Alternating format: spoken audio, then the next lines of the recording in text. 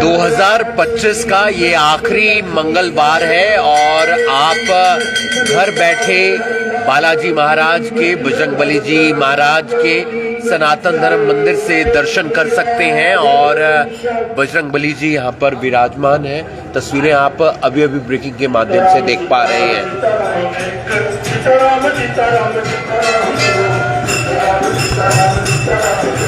Sitaram